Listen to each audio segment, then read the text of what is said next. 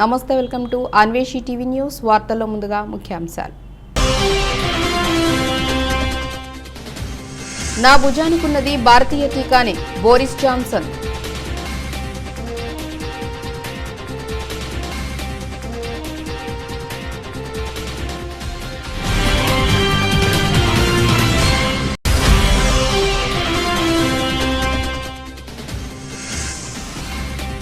సోనియా చేతికి అందిన పీకే నివేదిక. మే నెలలో కాంగ్రెస్లో చేరనున్న ఎన్నికల వ్యూహకర్త.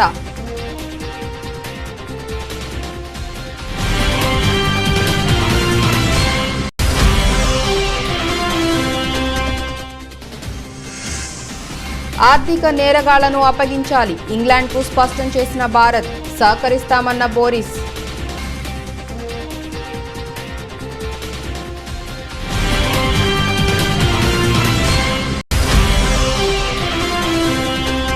క్యాన్సర్ రోగానికి బలైపోతున్న వారి సంఖ్య పెద్ద ఎత్తున పెరుగుతున్న పరిస్థితుల్లో దాన్ని నివారించాల్సిన అవసరం ఉంది. ఎమ్మెల్సీ కల్వకుంట్ల కవిత.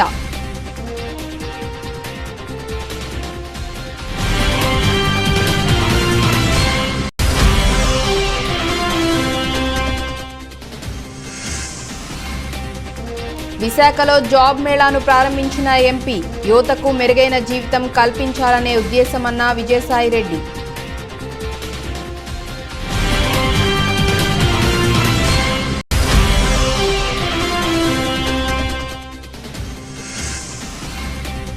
అలా చేయటం తప్పే, కానీ మేము నష్టపోయాం. థర్డ్ ఎంపైర్ జోక్యం చేసుకోవాల్సిందన్న పంత్.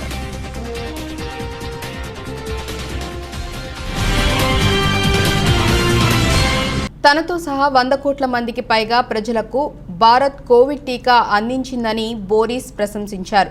నా భుజానికున్నది ఇండియన్ టీకా, అది నాకు ఎంతో మేలు చేసింది. భారత్కు కృతజ్ఞతలు అని వ్యాఖ్యానించారు. మోదీ ఆశించినట్లు ప్రపంచానికి ఔషధ కేంద్రంగా భారత్ మారిందని కొనియాడారు. ఆస్ట్రాజెనికా సీరం సహకారంతో కోవిడ్ టీకా రూపొందించడాన్ని ప్రస్తావించారు. భారత్లో తనకు అత్యంత ఆదరణపూర్వక స్వాగతం లభించిందని బ్రిటన్ ప్రధాని బోరిస్ జాన్సన్ సంతోషం వ్యక్తం చేశారు. ప్రధాని నరేంద్ర మోదీని తన ఖాస్ దోస్త్గా అభివర్ణించారు. పలుమార్లు నరేంద్ర అని ప్రస్తావిస్తూ తమ సాన్నిహిత్యాన్ని తెలియజేశారు. బ్రిటిష్ ఇండియన్లలో దాదాపు సగం మందికి పుట్టిల్లైన గుజరాత్ రావటం ఆనందంగా ఉందని అన్నారు. ఇక్కడ తనకు లభించిన ఆదరణ చూస్తే సచిన్ టెండూల్కర్ లాగా ఫీల్ అవుతున్నానని, ఎక్కడ చూసినా అమితాబ్ బచ్చన్ లాగా తన పోస్టర్లే కనిపిస్తున్నాయని సరదాగా వ్యాఖ్యానించారు. ప్రపంచంలోని పురాతన ప్రజాస్వామ్యం, అతిపెద్ద ప్రజాస్వామ్యాల మధ్య బంధం ఎంతో కీలకమన్నారు.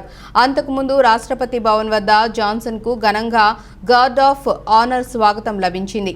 Very auspicious moment in a relationship and a friendship between two democracies, the world's largest democracy in India, the UK, one of the world's oldest democracies, and I don't think that things have ever been as strong or as good between us as they are now. So thank you for the wonderful reception that you've given us. I was amazing.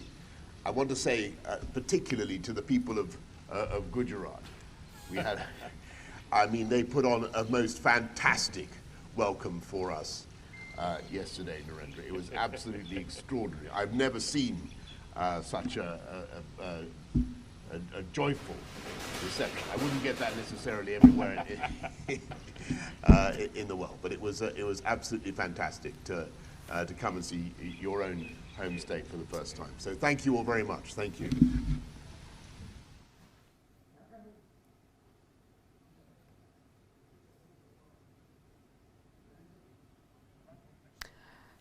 तो आपने देखा कि किस तरह से ये guard of honour देने के बाद जब अभी ब्रिटिश प्रधानमंत्री बोरिस जॉनसन ने कहा कि ये जो दौरा है वो काफी ज्यादा ఎన్నికల వ్యూహకర్త ప్రశాంత్ కిషోర్ ఇచ్చిన సలహాలు సూచనలపై అధ్యయనానికి ఏర్పాటైన కాంగ్రెస్ కమిటీ శుక్రవారం పార్టీ అధ్యక్షురాలు సోనియా గాంధీకి నివేదిక సమర్పించింది. కాంగ్రెస్ పునర్జీవనానికి 2024 లోక్సభ ఎన్నికలను ఎదుర్కోవటానికి చేపట్టాల్సిన చర్యలు, తీసుకురావాల్సిన నిర్ణయాలపై సోనియా ఇతర సీనియర్ నేతల సమక్షంలో ఇటీవల పీకే సుదీర్ఘమైన ప్రెజెంటేషన్ ఇవ్వటం తెలిసిందే. ఆయన సిఫార్సులపై అధ్యయనానికి ప్రియాంక గాంధీ, కేసీ వేణుగోపాల్ తదితరులతో సోనియా కమిటీ వేశారు. వారంలోగా నివేదిక ఇవ్వాల్సిందిగా ఆదేశించారు. వారిచ్చిన తాజా నివేదికపై నేతలతో సోనియా చర్చలు కూడా జరిపినట్లు సమాచారం. కాంగ్రెస్ పునర్జీవనానికి పీకే గట్టి వ్యూహాలే సూచించారని దిగ్విజయ్ అన్నారు. ఆయన చేరికపై పార్టీలో ఎవరికీ అభ్యంతరాలు లేవని చెప్పారు. పీకే బహుశా మేలో కాంగ్రెస్లో చేరవచ్చని ఆ పార్టీ వర్గాలు చెబుతున్నాయి. తీవ్ర ఆర్థిక నేరాలకు పాల్పడి విదేశాలకు పారిపోయిన నేరస్తులను రప్పించి చట్టం ముందు నిలబెట్టడం తమకు అత్యంత ప్రాధాన్యమైన అంశమని ఇంగ్లాండ్కు భారత్ స్పష్టం చేసింది. దీన్ని తాను అర్థం చేసుకున్నానని భారత్ పర్యటనలో ఉన్న ఆ దేశ ప్రధాని బోరిస్ జాన్సన్ చెప్పారు. భారత చట్టాలను తప్పించుకునేందుకు తమ న్యాయ వ్యవస్థను వాడుకోవాలనుకునే నేరగాళ్లను ఎన్నటికీ స్వాగతించబోమని స్పష్టం చేశారు. ఆర్థిక నేరాలకు పాల్పడి ఇంగ్లాండ్లో తలదాచుకుంటున్న విజయ్ మాల్యా, నీరవ్ మోదీలను అప్పగించాలని చాలా రోజులుగా భారత్ ఒత్తిడి తెస్తోంది. శుక్రవారం ప్రధాని మోదీతో చర్చల అనంతరం ఉమ్మడి మీడియా సమావేశంలో జాన్సన్ మాట్లాడారు. ఆర్థిక నేరగాళ్లను భారత్కు అప్పగించేందుకు బ్రిటన్ ప్రభుత్వం ఆదేశాలు ఇచ్చిందని చెప్పారు. న్యాయపరమైన కారణాల వల్ల ఈ ప్రక్రియ క్లిష్టంగా మారిందని వివరించారు. మోదీ జాన్సన్ చర్చల్లో ఆర్థిక నేరగాళ్ల అప్పగింత అంశం ప్రస్తావనకు వచ్చిందని విదేశాంగ కార్యదర్శి హర్షవర్ధన్ శ్రింగ్లా చెప్పారు. ఈ విషయంలో భారత్ వైఖరిని జాన్సన్కు మోదీ వివరించారని చెప్పారు. దీనిపై జాన్సన్ సానుకూలంగా స్పందించినట్లు తెలిపారు. Good afternoon, distinguished Prime Ministers, members of both delegations, friends from the media. We will now begin with the press statements. May I now request Shri Narendra Modi, Prime Minister of India, sir, to make his press statement. Your Excellency, Prime Minister Boris Johnson, distinguished delegates, media के हमारे साथी, नमस्कार। सबसे पहले मैं प्रधानमंत्री Boris Johnson और उनके डेलीगेशन का भारत में हार्दिक स्वागत करता हूं। प्रधानमंत्री के रूप में भले ही यह उनकी पहली भारत यात्रा है, लेकिन एक पुराने मित्र के रूप में वे भारत को बहुत अच्छे से जानते हैं, समझते हैं। पिछले कई वर्षों से भारत और यूके के संबंधों को मजबूत करने में प्रधानमंत्री जॉनसन की बहुत महत्वपूर्ण भूमिका रही है। इस समय जब भारत अपनी आजादी का अमृत महोत्सव मना रहा है, प्रधानमंत्री बोरिस जॉनसन का यहां आना अपने आप में एक ऐतिहासिक पल है।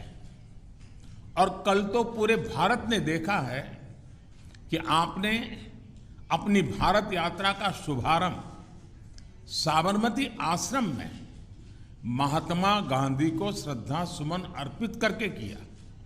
फ्रेंड, पिछले साल ఏయూ ప్రాంగణంలో వైఎస్ఆర్సీపీ ఆధ్వర్యంలో ఏర్పాటు చేసిన జాబ్ మేళా కార్యక్రమాన్ని ఎంపీ విజయసాయిరెడ్డి ప్రారంభించారు. ఈ సందర్భంగా ఆయన మాట్లాడుతూ యువతకు మెరుగైన జీవితం కల్పించాలనే ఉద్దేశంతో ముఖ్యమంత్రి వైఎస్ జగన్మోహన్ రెడ్డి పనిచేస్తున్నారు. ప్రభుత్వం రంగంలోనే కాదు ప్రైవేట్ రంగంలో కూడా ఉద్యోగాలు కల్పించాలని సీఎం భావిస్తున్నారు. జాబ్ మేళా అనేది నిరంతరం ప్రక్రియ. చదువుకున్న ప్రతి వ్యక్తి నిరుద్యోగిగా మిగలకూడదు అనేది సీఎం లక్ష్యం. దేశంలో ఏ రాజకీయ పార్టీ చేయని పని వైఎస్ఆర్సీపీ చేస్తోంది. గ్రామ వార్డు వాలంటరీ వ్యవస్థ ద్వారా లక్షలాది మందికి ఉద్యోగ అవకాశాలు సీఎం కల్పించారు. నేడు రేపు జాబ్ మేళా జరుగుతుంది. అవసరమైతే ఎల్లుండి కూడా నిర్వహిస్తాము. 208 కంపెనీలు జాబ్ మేళాలో పాల్గొన్నాయి. ఒక్కొక్కరు 5 ఉద్యోగాలకు దరఖాస్తు చేసుకునే వెసులుబాటు కల్పించాం. 77,000 మంది ఉద్యోగం కోసం దరఖాస్తు చేసుకున్నారు. గుంటూరులో వచ్చే వారం జరగాల్సిన జాబ్ మేళా సీఎం ఢిల్లీ పర్యటన కారణంగా ఒక వారం వాయిదా పడింది అని ఎంపీ విజయసాయిరెడ్డి అన్నారు. ఈ యొక్క జాబ్ మేళా అన్నటువంటిది ఈ సంవత్సరంలో ఇంతటితో అంతిమం కాదు. ఇది ఒక నిరంతర ప్రక్రియగా ప్రతి ఒక్కరికి కూడా ఈ నిరుద్యోగాన్ని పూర్తిగా నిర్మూలించేంత వరకు ఈ యొక్క జాబ్ మేళాలు కొనసాగిస్తాం. ఎవరికి ఎక్కడ అవకాశాలు ఉన్నాయో ఆ అవకాశాలన్నింటినీ కూడా విద్యార్థులు ఉపయోగించుకోవాల్సిందిగా మేమందరం కూడా విజ్ఞప్తి చేస్తూ ఉన్నాం. విద్య అన్నది మాత్రమే కాదు, వైద్యంతో పాటు విద్యాభ్యాసం పూర్తయిన తర్వాత పారిశ్రామిక రంగంలో కానీ సేవా రంగంలో కానీ వారికి ఉపాధి కల్పించాలని అంటే ఆ రెండు రంగాల్ని కూడా సమాంతరంగా అభివృద్ధి చేసినప్పుడే రాష్ట్రాభివృద్ధి, దేశాభివృద్ధి అన్నటువంటిది జరుగుతుంది. ప్రతి ఒక్కరికి కూడా ఉద్యోగం, ఉపాధి లభించినట్లయితే తలసరి ఆదాయం పెరుగుతుంది, స్టేట్ జీడిపి పెరుగుతుంది.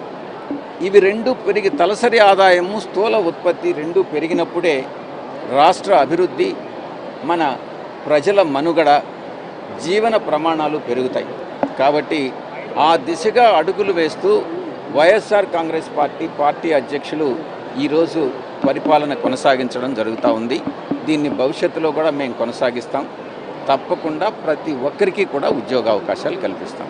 విపక్షాలు కొంతవరకు మీరు చేస్తుంది వైసీపీ జాబ్ మేళా అని విమర్శలు. నూతనంగా ఏర్పడిన అల్లూరి సీతారామరాజు జిల్లాలో అసాంఘిక జూదాలు, పేకాట, కోడి పందాలు లాంటి ఆటలు జరగనివ్వమని Paderu police station CI Sudhakar హెచ్చరించారు.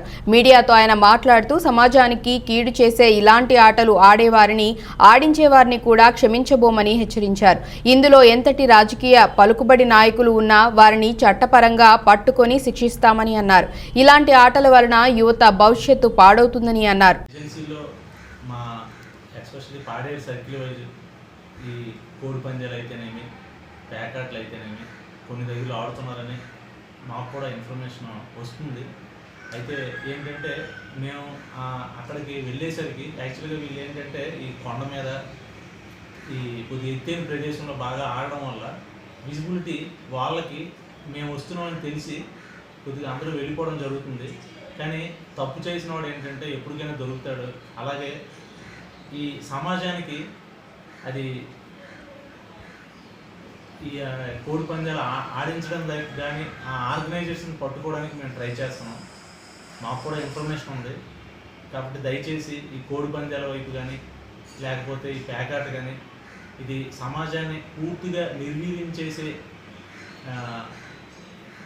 చేసేటందుకు ఈ రెండు గేమ్స్ కూడా ఎక్కువగా దోహదం చేస్తాయి.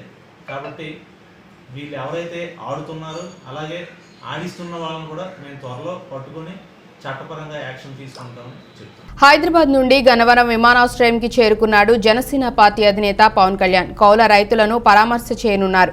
జనసేన అధ్యక్షులు పవన్ కళ్యాణ్ పశ్చిమ గోదావరి జిల్లా పర్యటనకు బయలుదేరారు. హైదరాబాద్ నుండి గన్నవరం విమానాశ్రయంకి చేరుకున్నాడు జనసేన పార్టీ అధినేత పవన్ కళ్యాణ్. కౌల రైతులను పరామర్శ చేయనున్నారు. జనసేన అధ్యక్షులు పవన్ కళ్యాణ్ పశ్చిమ గోదావరి జిల్లా పర్యటనకు బయలుదేరారు. కలపర్రు మీదుగా తొలుత పెదవేగి మండలం జానంపేటలో రైతు కుటుంబానికి ₹1,00,000 చెక్కు అందించడంతో మొదలయ్యే యాత్ర ధర్మాజీగూడెం మీదుగా చింతలపూడి వరకు సాగుతుంది. పవన్ కళ్యాణ్ రైతు భరోసా యాత్రలో భాగంగా 41 మందికి సహాయం అందించనున్నారు. ఆత్మహత్య చేసుకున్న కౌల రైతు కుటుంబాలను పరామర్శించి ₹1,00,000 ఆర్థిక సహాయం అందిస్తారు.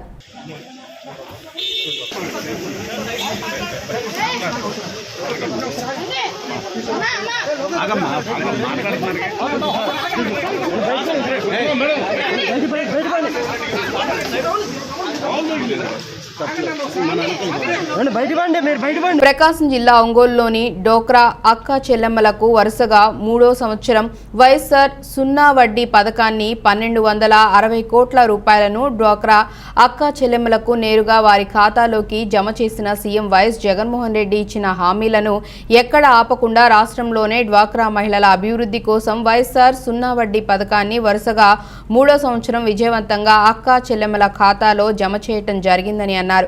వైఎస్ఆర్ కాంగ్రెస్ పార్టీ ప్రభుత్వం చేస్తున్న సంక్షేమ అభివృద్ధి పథకాలను చూసి ఓర్వలేక ప్రతిపక్షాలు ఎల్లో మీడియా ప్రభుత్వంపై తమపై బురద జల్లే ప్రయత్నం చేస్తున్నారని, అసత్య ప్రచారాలు చేస్తూ సునకానందం పొందుతున్నారని తీవ్రంగా విమర్శించారు.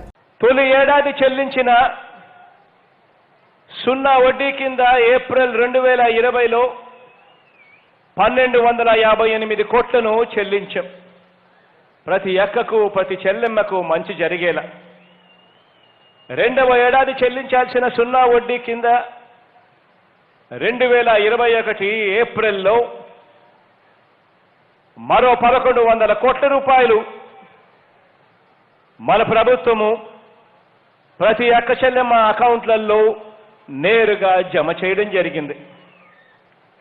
ఇప్పుడు వరుసగా 3వ ఏడాది 2022 ఏప్రిల్లో ఈ రోజున ఇదే ఒంగోలు నుంచి డ్వాక్రా పొదుపు సంఘాలకు, పొదుపు సంఘాల్లో ఉన్న అక్క చెల్లెమ్మలకు మంచి జరిగేలా ప్రపంచవ్యాప్తంగా క్యాన్సర్ రోగానికి బలైపోతున్న వారి సంఖ్య పెద్ద ఎత్తున పెరుగుతున్న పరిస్థితుల్లో దాన్ని నివారించాల్సిన అవసరం ఉందని ఎమ్మెల్సీ కల్వకుంట్ల కవిత అన్నారు. గచ్చిబౌలి ఏఐజీ హాస్పిటల్ వారు ఏర్పాటు చేసిన కేర్ ఫర్ కోలోన్ అనే అవగాహన కార్యక్రమాన్ని ఎమ్మెల్సీ కవిత విచ్చేసి ప్రారంభించారు. హైదరాబాద్ మహానగరంలో అత్యాధునిక వైద్యాన్ని ప్రజల కోసం ఏర్పాటు చేసిన AIG hospital chairman Nageshwar Reddy గారికి ప్రత్యేకంగా ధన్యవాదాలు తెలిపారు. తెలంగాణ ప్రభుత్వం ఎంఎన్జీ హాస్పిటల్తో కలిసి రాష్ట్ర వ్యాప్తంగా క్యాన్సర్పై అవగాహన సదస్సును నిర్వహిస్తున్నామని తెలిపారు. మనందరం ప్రతి సంవత్సరం విధిగా క్యాన్సర్ పరీక్షలు చేయించుకోవాలని, మిత ఆహారం, వ్యాయామం వంటి ఆరోగ్యకరమైన అలవాట్లతో క్యాన్సర్ని అరికట్టవచ్చని ఆమె పిలుపునిచ్చారు. ఈ సందర్భంగా ఏఐజీ హాస్పిటల్లో కొత్తగా ఏర్పాటు చేసిన కోలన్ క్యాన్సర్ యూనిట్ను ఆమె ప్రారంభించారు.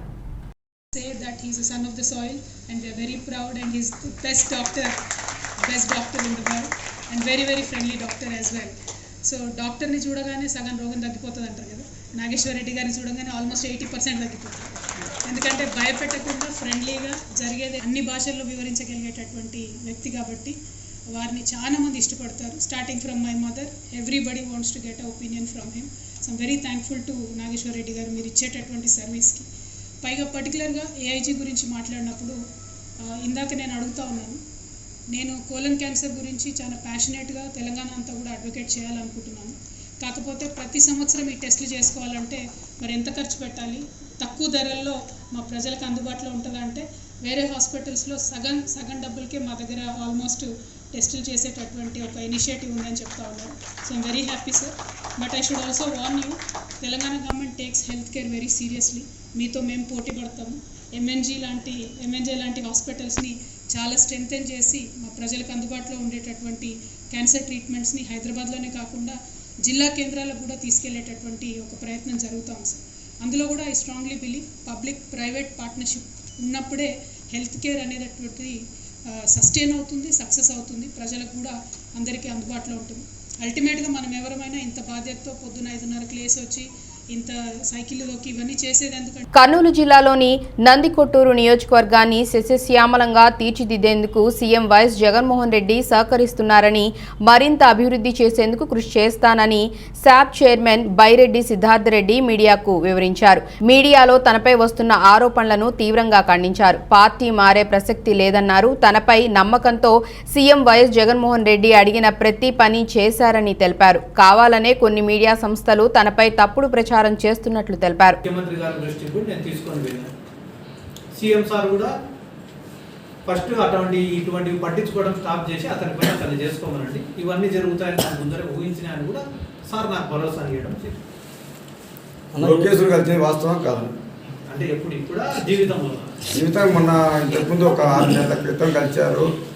రాయబారం జరిగి లోకేశ్వర్ కలిస్తే వైసీపీ తరఫున ఎంపీటీసీలు జెడ్పీటీసీలు మీటింగ్లు పెట్టాలి నేను ఏమన్నా అంటే కలిసింది వాస్తవం కాదా? ఇప్పుడు 6 నెలల ముందర కలిసి ఆ ప్రశ్న ఎందుకు వస్తుందని ఓ పక్క పొద్దున్న లేస్తేనే ఇన్ని 200 మీటింగులు పెట్టి తెలుగుదేశం విధానాలను తప్పు పట్టుకుంటా, తెలుగుదేశం హయాంలో జరిగిన అవినీతిని ప్రశ్నించుకుంటా, తెలుగుదేశం వాళ్ళు చేసిన స్కామ్ల గురించి ఇన్ని చెప్పుకుంటూ తిరుగుతుంటే మళ్ళీ నేను లోపల కలిసినా అంటే అంతకన్నా కలిసేదానికి నాకన్నా సిగ్గుండాలా, కలిసనీకి వాళ్ళకన్నా సిగ్గుండాలా?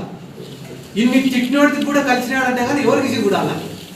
పొద్దున్న లేస్తేనే నువ్వు చేసేది నీ ఫ్రాడ్లు చేసినావయ్యా, దోచుకునేవయ్యా, రాష్ట్రాన్ని అప్పుల పాలు చేసినారయ్యా, ఉమ్మడి రాజధానిగా 10 సంవత్సరాలు హైదరాబాద్ని వాడుకోండి అంటే వాడుకోకుండా ఓటుకు నోటు కేసులో దొంగలాగా దొరికిపోయి పారిపోయి వచ్చినారయ్యా, నీరు చెట్టు కార్యక్రమంలో 4-5 వేల కోట్ల స్కాములు చేసినారయ్యా, నందికొట్కూరులో ట్యాక్సులు పెంచి ప్రజలను రోడ్లపైన పారేసినారయ్యా, అక్రమంగా రోడ్డు వైడనింగ్ చేసినారయ్యా, మీ పార్టీలో ఉండే నాయకులు హైదరాబాద్లో కబ్జాలు చేసి గ్రే హౌండ్ ల్యాండ్స్ కూడా దొంగతనం చేసి సంబంధించి ముఖ్యమంత్రి జగన్మోహన్ రెడ్డి గారి దృష్టికి అనేక రకమైన సమస్యలను తీసుకుపోవడం జరిగింది. అందులో భాగంగానే నందికొట్కూరు మున్సిపాలిటీకి దాదాపు ఒక 16 కోట్ల రూపాయలతోటి అభివృద్ధి కార్యక్రమాలకు సీఎం సార్ కూడా సంతకం పెట్టి ఆ కన్సర్న్డ్ సెక్షన్లకు కూడా వాటిని పంపించడం జరిగింది. దాంట్లో భాగంగా నందికొట్కూరు టౌన్ మున్సిపల్ విజయవాడ అత్యాచార బాధితురాలిని హోంమంత్రి తానేటి వనిత పరామర్శించారు. ప్రభుత్వం తరపున 10 లక్షల రూపాయల నష్టపరిహారం చెక్కును అందించిన హోంమంత్రి తానేటి వనిత పేర్కొన్నారు. బాధిత కుటుంబ సభ్యులకు ప్రభుత్వం తరపున పూర్తి అండగా ఉంటామని హోంమంత్రి తానేటి వనిత అన్నారు. అర్హతను బట్టి బాధిత కుటుంబంలో ఒకరికి ఉద్యోగం, ఇల్లు వచ్చేలా చూస్తామని హోంమంత్రి తానేటి వనిత తెలిపారు. అత్యాచార ఘటన విషయంలో నిర్లక్ష్యం వహించిన పోలీసులపై చర్యలు తీసుకుంటున్నట్లు హోంమంత్రి తానేటి వనిత తెలిపారు. బాధిత యువతికి మెరుగైన వైద్యం అందించేలా చూడాలని ఆసుపత్రి అధికారులను హోంమంత్రి తానేటి వనిత ఆదేశించారు. మొన్న 20th మాకు ఒక కంప్లైంట్ రావడం జరిగింది. ఒక అమ్మాయి, అది కూడా మానసిక ఆరోగ్యం సరిగ్గా లేని అమ్మాయి మిస్ అయిందని చెప్పి కంప్లైంట్ రావడంతో ఆ అమ్మాయిని ఎవరో తనకి బాగా తెలిసిన అబ్బాయి శ్రీకాంత్ అనే అబ్బాయి తీసుకువెళ్ళి తన స్నేహితులతో కూడా కలిసి ఆ అమ్మాయి మీద అత్యాచారం చేశారని తల్లిదండ్రులు కంప్లైంట్ ఇవ్వగా మా పోలీస్ డిపార్ట్మెంట్ వెంటనే స్పందించి, అది కూడా తల్లిదండ్రులు ఒక ఫోన్ నెంబర్ ఇవ్వడం వలన ఈజీగా ట్రేస్ చేసి నిందితులను పట్టుకోవడం జరిగింది. ముగ్గురిని కూడా అరెస్ట్ చేయడం జరిగిందండి. అలానే కేసు కూడా ఫైల్ చేయడం జరిగింది, రేప్ కేసు కింద. అయితే ఈ రోజున ఆ అమ్మాయిని మేము ఇక్కడ హాస్పిటల్లో మంత్రులు ముగ్గురము, ఇంకా స్థానిక శాసనసభ్యులు అందరం కూడా కలవడం జరిగింది. నిన్నటి రోజున నాకు ఈ విషయం తెలిసిన వెంటనే మన సిపి గారితో కూడా నేను ఫోన్లో మాట్లాడి ఇక్కడ ఏం జరిగింది, ఏం చేస్తున్నాం అన్న విషయాన్ని నేను తెలుసుకోవడం జరిగింది. వెంటనే ఎవరైతే ఆ అమ్మాయి మీద అత్యాచారానికి పాల్పడ్డారో వాళ్ళని అరెస్ట్ చేసి అత్యాచారానికి గురైన యువతిని పరామర్శించేందుకు విజయవాడ ప్రభుత్వ ఆసుపత్రికి చేరుకున్నారు మహిళా కమిషన్ చైర్పర్సన్ వాసిరెడ్డి పద్మ. ఈ క్రమంలో టీడీపీ నేతలు అడ్డుకునే ప్రయత్నం చేశారని, తమపై దాడికి కూడా తెగబడ్డారని తీవ్రంగా మండిపడ్డారు. తెలుగుదేశం పార్టీ అధినేత నారా చంద్రబాబు నాయుడు గైడ్ లైన్స్ ప్రకారమే విజయవాడ సెంట్రల్ మాజీ ఎమ్మెల్యే బోండా ఉమామహేశ్వరరావు తమపై దాడికి ప్రయత్నించాడని వాసిరెడ్డి పద్మ ఆరోపించారు. ఈ పరిణామాలకు చంద్రబాబు నాయుడు బాధ్యత వహిస్తూ తనకు బహిరంగంగా క్షమాపణ చెప్పాలని మహిళా commissioner chairperson Vasireddy Padma demand చేశారు. చాలా దురదృష్టకరమైనటువంటి దారుణమైనటువంటి సంఘటన గురించి ఈ రోజున మీడియా మిత్రులతో ఇలా మాట్లాడాల్సి వస్తుంది. సంఘటన జరగడము అది కూడా గవర్నమెంట్ హాస్పిటల్లో జరగడం అనేటటువంటిది ఒక అత్యంత విషాదకరమైతే, దాన్ని రాజకీయం చేసేటటువంటి ప్రయత్నంలో ఈరోజు ఇక్కడికి వచ్చినటువంటి చంద్రబాబు నాయుడు గారు మాట్లాడినటువంటి పద్ధతి, ఒక మహిళా కమిషన్ చైర్పర్సన్తో ఎలా మాట్లాడాలో కూడా తెలియనటువంటి ఒక రీతిలో ఒక మహిళా లోకానికి రిప్రజెంటేటివ్గా ఉన్నాను నేను. ఇక్కడ మహిళా కమిషన్ చైర్పర్సన్ని, క్యాబినెట్ ర్యాంక్తో ఉన్నాను. కానీ ఈరోజు నన్ను కూడా బెదిరించేటటువంటి ప్రయత్నం చేయడం, అత్యాచార బాధితురాలి దగ్గర రాజకీయం చేయడం అనేటటువంటిది మాత్రం తీవ్రంగా ఖండించాల్సినటువంటి విషయం. ఈరోజు నన్ను రాకుండా అడ్డుకునేటటువంటి ప్రయత్నం చేశారు. గోబ్యాక్ అనేటటువంటి పద్ధతిలో నన్ను అడ్డుకునేటటువంటి ప్రయత్నం చేశారు. వాళ్ళందరినీ ఎదుర్కొని వాళ్ళందరినీ కూడా ఛేదించుకుని లోపల బాధితురాల దగ్గరికి వెళ్తే దాదాపు 50 మంది తెలుగుదేశం పార్టీకి సంబంధించినటువంటి మహిళలు అత్యాచార బాధితురాలి దగ్గర గట్టిగా అరుస్తూ, ఏమిటో యుద్ధమా జరుగుతోంది లేకపోతే నాకు పరామర్శ, నాకు అర్థం కాలేదు. విపరీతంగా అరుపులు, కేకలు, అందరూ ఒకేసారి మాట్లాడుతూ ముఖ్యమంత్రి గారిని తిడుతూ, ప్రభుత్వాన్ని తిడుతూ, నన్ను తిడుతూ, అత్యాచార బాధితురాలు అమ్మాయి వణుకుతా ఉంది, భయపడుతూ ఉంది.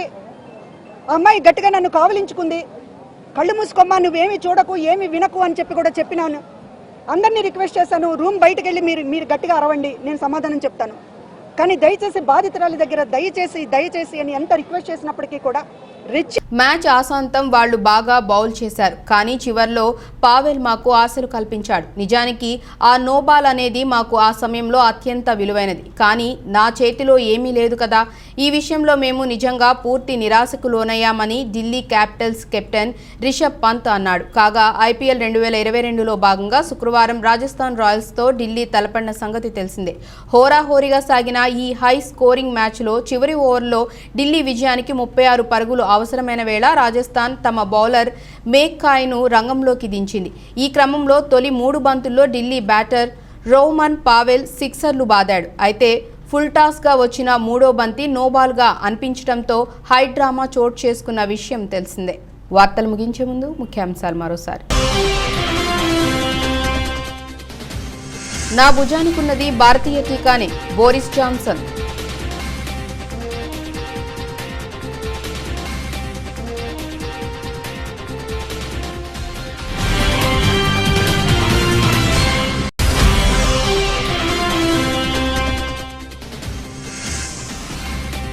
సోనియా చేతికి అందిన పీకే నివేదిక, మే నెలలో కాంగ్రెస్లో చేరనున్న ఎన్నికల వ్యూహకర్త.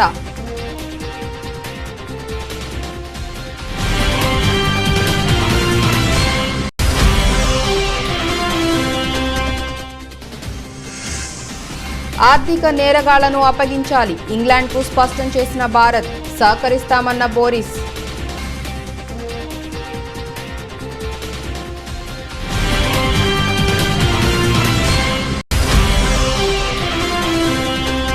క్యాన్సర్ రోగానికి బలైపోతున్న వారి సంఖ్య పెద్ద ఎత్తున పెరుగుతున్న పరిస్థితుల్లో దాన్ని నివారించాల్సిన అవసరం ఉంది, ఎమ్మెల్సీ కల్వకుంట్ల కవిత.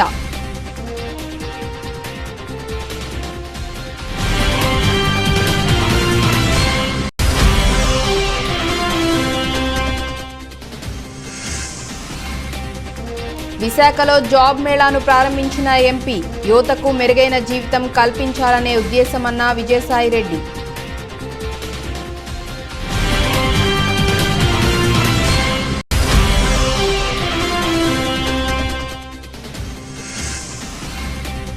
అలా చేయటం తప్పే, కానీ మేము నష్టపోయాం, థర్డ్ ఎంపైర్ జోక్యం చేసుకోవాల్సిందన్న పంత్.